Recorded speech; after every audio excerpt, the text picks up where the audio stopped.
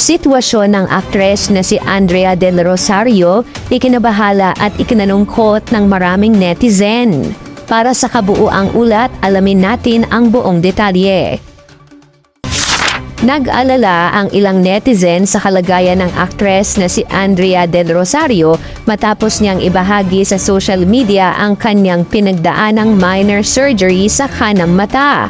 Sa isang post noong Biyernes, March 7, makikitang naka-face mask ang aktres habang may malaking puting benda na nakatakip sa isa niyang mata.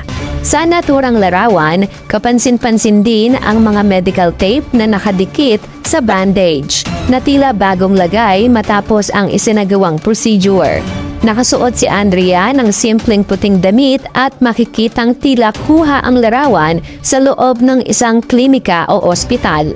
Nilagyan ng aktres ng caption ang kanyang post na, "Ouch!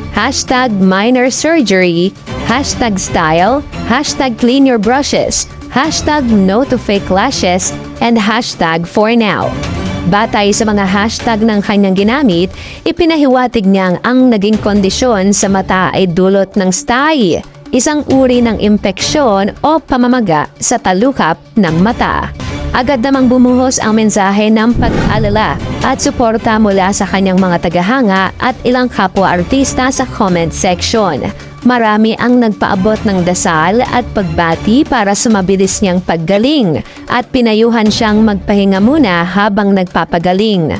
Gayunpaman, hindi pa ibinahagi ni Andrea kung kailan eksaktong isinagawa ang procedure, gaano katagal ang recovery, o kung may plano siyang magsampa ng reklamo kaugnay sa umano'y paggamit ng fake lashes ng posibleng naging sanhi ng kanyang kondisyon.